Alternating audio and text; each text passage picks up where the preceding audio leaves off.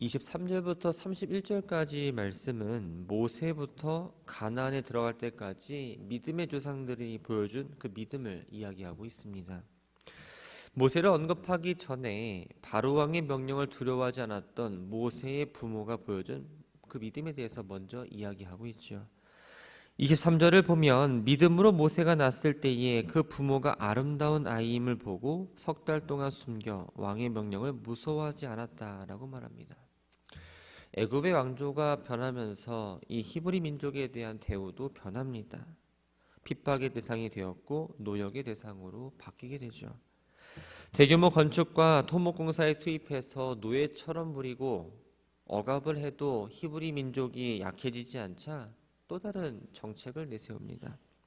그것은 히브리 여인들이 아이를 낳으면 아들일 경우에는 나일강에 던져 죽이고 딸일 경우에는 기르도록 명령을 했습니다.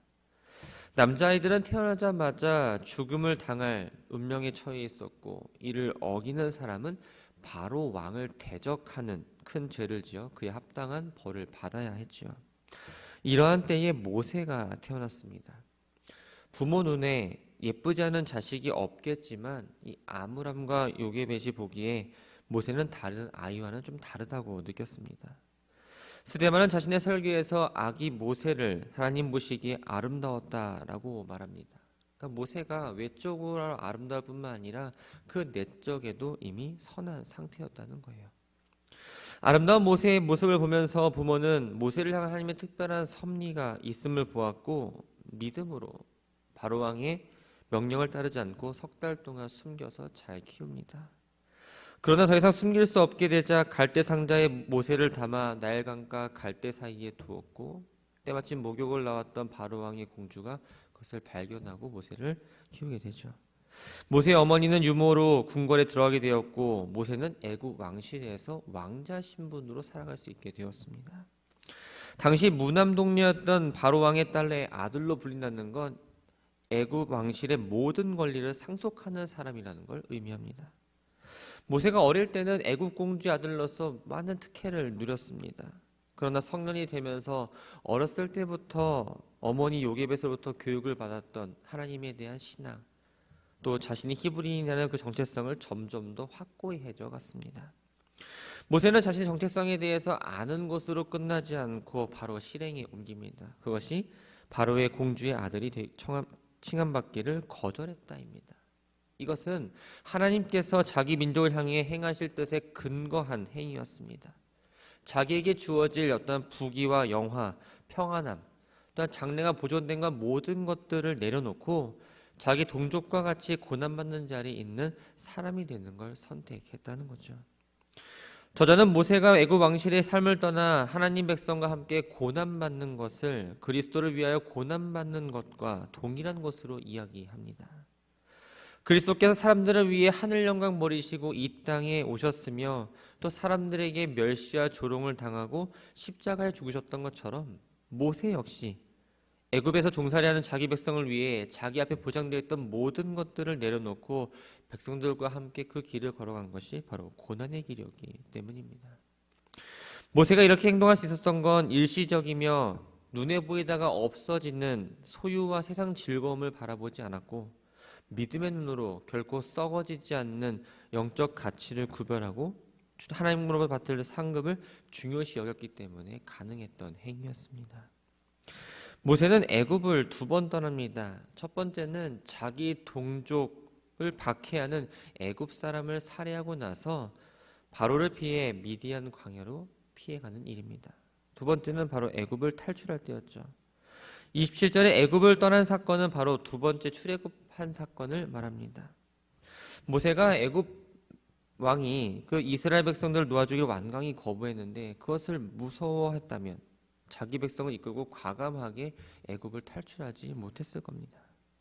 그러나 애굽 왕에 대한 두려움에 사로잡히지 않았고 오직 전능하신 하나님의 손에 사로잡혀 당당하게 애굽을 탈출할 수 있었던 거죠.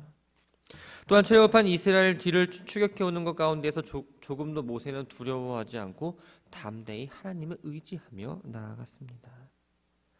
28절부터 31절까지의 말씀을 보면 인간의 생각으로는 이해할 수 없는 일에 대해서 믿음으로 나아간 일들에 대해 이야기합니다. 28절을 보면 유월절과 피 뿌리는 예식을 정하였으니 이는 장자를 멸하는 자로 그들을 건드리지 않게 하려 한 것이라고 말합니다. 이 이야기는 출애굽기 12장에 기록된 사건으로 애굽 전역에 장자 죽음을 가져다주는 하나님의 재앙이 있던 그 밤에 모세는 백성들에게 문설주와 임방의 어린 양의 피를 바르게 합니다. 갑자기 어린 양의 피를 문설주와 임방에 바르는 이 명령은 대체 왜 이런 걸 해야 되나라는 의구심을 갖게 하죠. 그런데 모세는 믿음으로 하나님의 명령을 받아들였고 백성들에게 하도록 조치를 취합니다. 그 결과 애굽 사람들의 장자들은 죽임을 당했지만 이스라엘 장자들은 구원을 받을 수 있었고 또한 애굽에서 탈출할 수가 있었습니다. 출애굽기 12장 14절에 하나님은 이날을 기념하여 여호와의 절기를 삼아 영원한 규례로 대대로 지키라고 말씀하셨는데 그 절기가 바로 유월절이 되었습니다. 29절은 이스라엘 민족의 믿음에 대해서 이야기합니다. 모세가 인도하여 애굽을 탈출하고 나서 이스라엘 백성은 큰 난관에 봉착합니다. 앞에는 홍해가 가로막고 있었고 뒤에서는 계속 자신들을 잡으려 하는 애굽 군대가 달려오는 걸 보게 됩니다. 추기효는 바로의 군사를 보고 두려워하며 모세를 원망하는 사람도 분명 있었지만 모세의 지시를 따라 하나님을 믿고 하나님의 권능을 의지하여 홍해를 건널 수가 있었습니다. 하지만 애굽 군대는 이스라엘 백성들이 그랬던 것처럼 홍해를 건너려다가 모두 물에 빠져 죽고 맙니다. 왜 그럴까요? 이들에게는 전능하신 하나님에 대한 믿음이 없었고 하나님께서 행하시는 구원에 대한 확신도 없었으며 하나님의 약속에 대한 그 신뢰도 없었기 때문입니다. 단지 이스라엘 백성들이 건넜던 것처럼 자기들도 할 수 있을 거라는 어떤 막연한 생각으로 시험 삼아 홍해를 건넜기 때문이죠. 이런 애굽 군대의 행위는 하나님에 대한 아무런 확신이나 믿음 없이 하나님의 능력을 체험하려 한 것으로 하나님을 시험하려는 행위였고 하나님께 도발하는 것과 다르지 않았습니다. 30절은 여호수아 6장에 기록된 여리고 성이 무너지는 사건입니다. 이 여리고 성은 40년 동안 광야 생활에 지친 이스라엘 백성들에게는 난공불락의 요새입니다. 그래서 자신들의 힘으로는 도저히 그 성을 정복할 수 없었던 것처럼 보였습니다. 그러나 여호수아와 그를 따르는 백성들이 하나님 말씀에 순종해서 여리고성 주위를 6일 동안은 하루에 한 번씩 돌고 7째 되는 날에는 7번 돌고 백성들이 큰 소리를 외치자 여리고성이 무너지는 걸 경험하게 됩니다.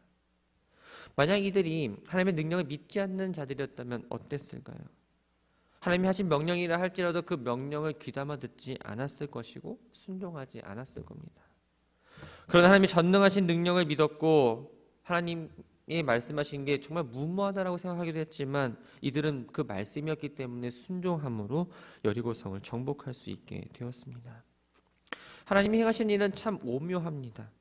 사람의 생각으로는 따르기 어려울 때가 참 많죠.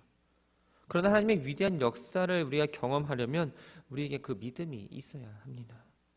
할 수 있거든이 무슨 말이냐, 믿는 자에게 능치 못할 일이 없느냐 말씀하신 그 예수님의 말씀은 그 말씀을 믿으면 모든 어려움과 상황 가운데서도 극복할 수 있고 무슨 일이든지 할 수 있는 힘을 얻게 되는 것이죠. 31절은 여리고성이 무너질 때 유일하게 구원받은 라합이란 여인의 이야기입니다. 라합은 여리고성에서 매춘부 생활하고 있던 여인이었습니다. 여호수아가 시딤에서 보낸 그 두 정탐꾼이 자신의 집에 머물고 있을 때에 그들을 숨겨주어서 그들의 위기를 구해 줍니다. 라합은 하나님이 이스라엘을 위해 홍해와 광야에서 행하신 일에 대한 소문을 들었습니다. 그러면서 믿음이 생겼죠. 여호와께서 여리고성을 포함한 가나안 땅 전체를 이스라엘에게 주신 거라고 믿고 있었습니다. 그렇기 때문에 라합은 그 하나님을 섬기는 이스라엘 정탐꾼들이 위태한 상황에 빠져 있을 때에 도움을 요청했고 그때 요청했을 때에 그들을 밀고 해야 하는 적이 아니라 바로 반가운 손님처럼 맞아들였던 겁니다. 결국 이스라엘이 가나안을 정복할 당시 여리고성에 살고 있던 원주민들은 하나님 믿지 않았기 때문에 멸망했지만 그 와중에서 라합만이 하나님을 믿는 믿음으로 구원을 얻었을 뿐만 아니라 위대한 믿음의 조상 반열에 들어가는 신앙의 여인이 되었습니다. 이 사건을 통해서 저자는 예수 그리스도를 믿음으로 구원을 얻는다는 진리를 부인하고 율법의 행위로서 구원을 얻고자 하는 유대주의의 잘못됨을 지적하고 있는 거죠. 32절부터 40절까지의 말씀은 사사시대 이후 조상들이 보여준 믿음과 지금까지 언급되었던 모든 믿음의 조상들의 삶의 특징을 이야기하고 있습니다.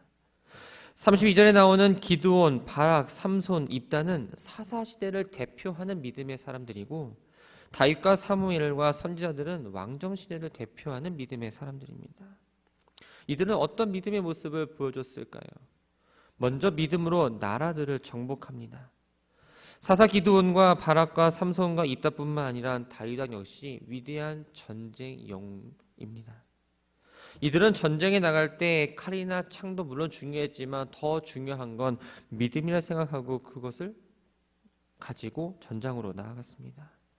기드온은 300명이라는 적은 군대를 이끌고 횃불과 항아리만 가지고 거대한 미디안을 무찌릅니다.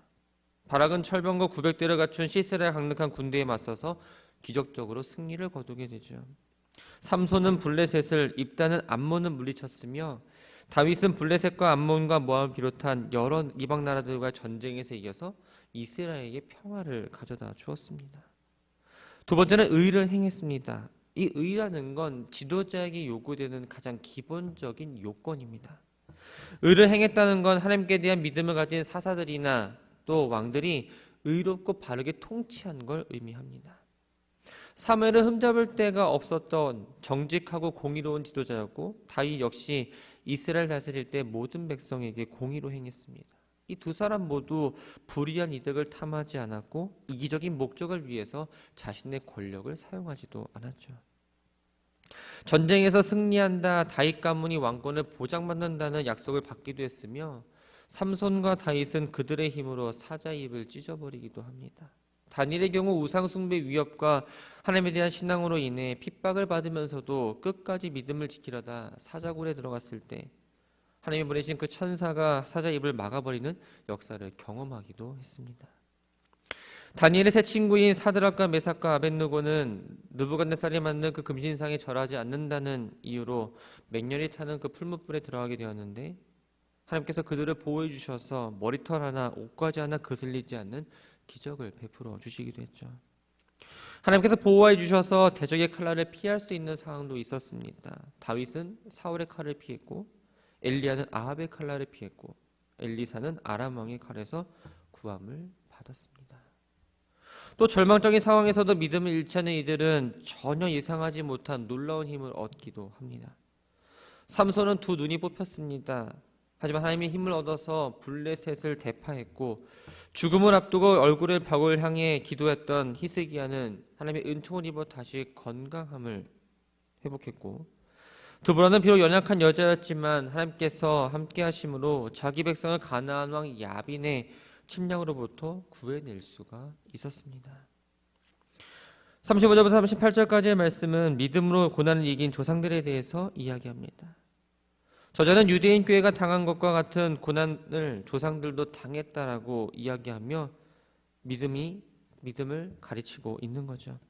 35절에 보면 여자들은 자기의 죽은 자들을 부활로 받아들이기로 했다고 말합니다. 선지자 엘리야 때 사르밧 과부는 죽은 아들이 다시 살아나는 기쁨을 맛보았습니다. 또 엘리사 때 수넴 여인 한 사람도 동일한 기쁨을 누리게 되었죠.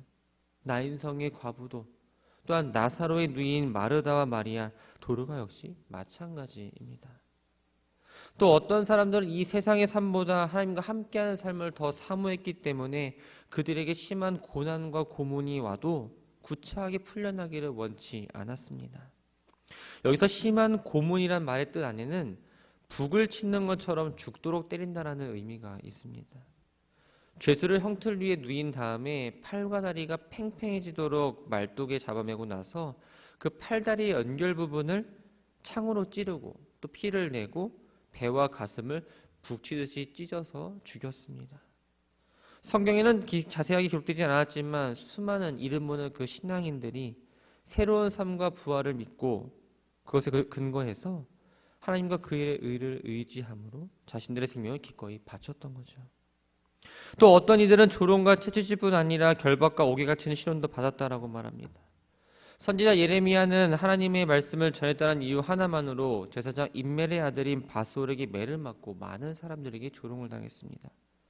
사도 바울 역시 복음을 전했다는 그 이유로 하나도 매도 수없이 많이 맞고 옥에 갇히기도 하고 사람들로부터 미친 사람 취급받기도 했죠.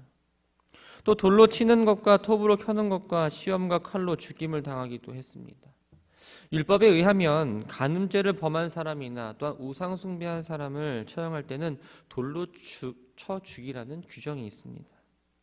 그런데 이스라엘 역사상 악인들이 도리어 의인을 돌로 쳐 죽이는 사건들이 있었는데 스가랴가 이런 죽음을 당했고 나봇 역시 그러했고 유대인 전승에 의하면 애굽의 유대인들이 우상 숭배를 그치지 않을 때 예레미야가 회개를 촉구하자 유대인들이 돌로 쳐 죽이는 사건도 있었습니다.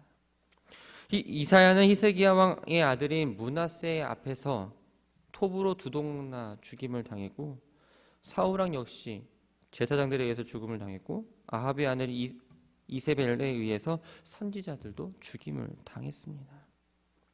양과 염소의 가죽을 입고 유리하여 궁핍과 환난과 학대를 받았다라고 말합니다.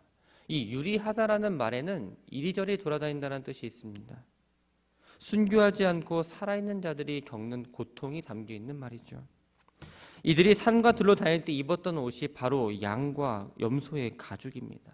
이것은 바로 초라한 옷을 의미합니다. 대표적으로 엘리사와 엘리야가 이 옷을 입고 다녔는데 이와 비슷하게 세례요한 역시 약대 털옷을 입고 광야에서 지냈습니다. 이들은 하나님을 믿는 이유로 사람들로부터 핍박을 당해 이리저리 돌아다니면서 나그네와 같이 살았고 때로는 38절에 나오는 것처럼 광야와 산과 동굴과 토굴로 피하면서 박해자들에 피해서 살기도 합니다. 이들의 삶은 어땠을까요? 당연히 삶이 넉넉하지 못했습니다. 불의를 행하거나 법을 어긴 적도 없었음에도 불구하고 죄를 지은 사람처럼 비인간적인 대우를 받기도 했습니다. 그러니 믿음의 사람들에게는 핍박과 환난이 전혀 문제가 되지 않았습니다. 또한 세상적인 부귀와 영화로 그들의 마음을 돌려놓을 수는 없었죠. 왜냐하면 이들에게는 오직 하나님만이 유일한 소망이었고 영원한 초소인 하늘나라를 사모했기 때문입니다.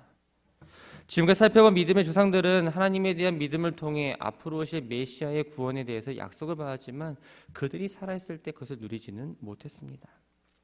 그러나 하나님은 우리에게 더 좋은 것, 즉 그리스도를 믿음으로 온전한 구원 또한 영생을 준비해 주셨죠. 만약 그리스도의 속죄 사역이 이루어지지 않았다면 구약 시대 믿음의 조상들이 소망했던 하나님의 약속은 이루어질 수 없었습니다. 또 그리스도의 속죄로 인해서 우리뿐만 아니라 또한 구약의 믿음의 조상들 역시 그리스도 안에서 온전해졌다는 것을 이야기하며 믿음을 강조하고 말씀을 마무리합니다. 우리는 지금까지 믿음의 조상들을 살펴보았습니다. 그 믿음의 조상들이라고 불렸던 사람들의 삶을 보면 인간이 가진 생각으로는 전혀 판단할 수 없고 생각할 수 없는 일들에 대해서 순종하며 나아갔습니다. 어떤 상황에서도 결코 의심하지 않았던 거죠. 그런데 우리는 어떠할까요? 우리는 너무나 이기적입니다. 두려움과 의심이 많기 때문에 겉으로 보기에는 멀쩡해 보이지만 조그마한 어떤 구멍이 생기거나 조그마한 환난과 고통 가운데서도 심하게 흔들리고 믿음이 무너지는 걸 경험하게 됩니다. 어떠한 문제 속에 나를 계속 가두고 그 뒤에 계신 하나님을 온전히 바라보지 못할 때가 너무나 많죠.